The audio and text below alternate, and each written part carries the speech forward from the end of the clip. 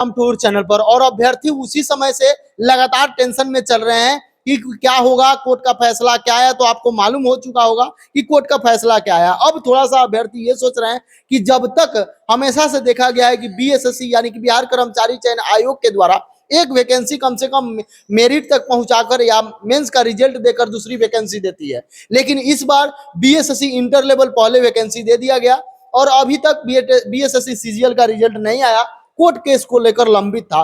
तो थोड़ा सा कोर्ट केस पर भी चर्चा करेंगे और सर से जानेंगे कि कब तक रिजल्ट आ सकता है। और जो अभ्यर्थी कह रहे हैं कि हम लोग और आगे जाएंगे, उन सारे मतलब आज बीएसएससी कर्मचारी चयन आयोग पर जो बीएसएससी सीजीएल का एग्जाम हुआ था, संपूर्ण विश्लेषण सर से जाने। सर आपका स्वागत है एग्जाम टूर में। थैंक यू सर, आज का जो फैसला आया जिस तरीका से अभ्यर्थियों को लिए हतोत्साहित करने वाला है, लेकिन कोर्ट का फैसला है सर्वमान्य है सर। एकदम, क्योंकि क्या है कि बहुत ही लंबी लड़ाई हो गई है जी क्योंकि पहले जो परीक्षा में कदाचार की खबरें आई, उसके बाद विद्यार्थियों ने फर्स्ट शिफ्ट सेकंड शिफ्ट की कई बातें आई जी लेकिन शायद पुख्ता सबूत और प्रस्तुतिकरण नहीं हो पाया, तो यह लड़ाई अंतिम रूप से लोग जीत नहीं पाए। और अब जो है रिजल्ट के लिए दरवाजा खुल गया, हरी झंडी मिल गई है कोर्ट की तरफ से। रिजल्ट कभी भी किसी भी समय, आज भी आ सकता है, कल भी आ सकता है, रिजल्ट कभी भी आ सकता है। कभी भी आ सकता है। अमूमन देखा जाता है संडे के भी रिजल्ट दे दिया जाता है। हाँ, आ सकता है। तो चूंकि रिजल्ट तैयार था, प्रक्रिया के चलते वो बाधित था, तो वो रिजल्ट दिया सकता है। लेकिन अब यहाँ पर दो तीन बातों की चर्चा करनी जरूरी है कि यहाँ कुछ पीआईएल हुए और एक पीआईएल हुआ और रीट दायर किया गया। तो रीट को डिसमिस किया गया और पीआईएल में कुछ आर्थिक दंड की भी खबर आ रही है कि शायद 50,000 रुपये का जुर्माना लगाया गया है, और वह इसलिए कि आपने समय खराब किया, ऐसा कहा गया है। तो समय बड़ा महत्वपूर्ण होता है। कोर्ट ने अपने समय को महत्वपूर्ण माना है। मैं विद्यार्थियों से कहना चाहता हूं कि आप अपने समय को महत्वपूर्ण माने। तमाम प्रक्रियागत चीजें चलती रहेंगी, हाई कोर्ट, सुप्रीम कोर्ट, और आपकी जो कमेटी है जो इसका देख रही है, इसमें कई ऐसे लोग हैं जो कि परीक्षा नहीं दे रहे हैं और वो आपकी लड़ाई लड़ रहे हैं। तो आप उनको सहयोग कीजिए, आर्थिक सहयोग यदि करते हैं या जो भी करते हैं आप कीजिए, लेकिन आप अपना मेन फोकस अपने समय को बचाने पर रखिए। और जो तैयारी, जो अभी नौकरियों की बहार है बिहार में, तो निराश नहीं होना है। इसका मेंस जो लोग दे रहे हैं वो अपने रिजल्ट का इंतजार करें कि उनका आ जाए, और जो लोग इस प्रक्रिया में हैं वो अब जो अभी इंटर लेवल की वैकेंसी आई है, दरोगा की वैकेंसी आ रही, इन सब में लग जाए और अपने लिए एक एक सीट इस नौकरी की बहार में सुरक्षित करें।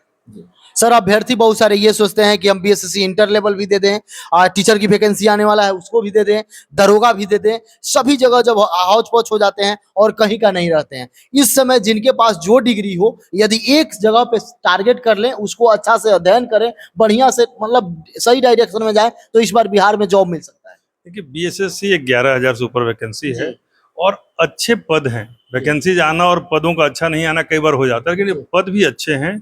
और आप उसमें यदि योग्यता की जहाँ तक बात है तो इंटर वाले भी योग्य हैं, और जिन्होंने ग्रेजुएशन किया वो सब ने इंटर करने के बाद ही ग्रेजुएशन किया है, तो वो भी दे सकते हैं। जो पार्ट 1 पार्ट 2 में है वो भी दे सकते हैं। तो आप निश्चिंत होके इस एसएससी वाला जो इंटर लेवल का एग्जाम है इस पर फोकस कीजिए।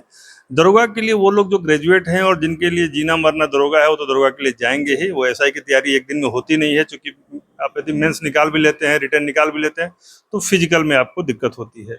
जो भी अभ्यर्थी एग्जाम टूर पर नए हैं तो चैनल को सब्सक्राइब कर लें, लोगों में शेयर करें। खासकर मैं बता दूं, जो बीएसएससी इंटर लेवल अभ्यर्थी हैं, सिलेबस भी आपके अनुकूल है। क्योंकि बिहार में होता क्या है कि जो साधारण परिवार से बच्चे आते हैं उनका इंग्लिश कमजोर होता है, वो या तो रेलवे की तरफ मूव करते हैं या बिहार सरकार के वैकेंसी की तरफ मूव करते हैं। तो ये आपका अपना सिलेबस है, समझिए। मैथ्स, रीजनिंग और जीके जीएस पर आधारित है, साइंस पर आधारित है, करंट पर आधारित है। तो इसलिए आप विशेष फोकस करके कोशिश करें कि इसमें एक सीट हो जाए। मैं आप सबके साथ हमेशा था, पहले भी था, आज भी हूं, आने वाले समय में भी रहूंगा। तो एग्जाम टूर को सब्सक्राइब कर लें। जय हिंद।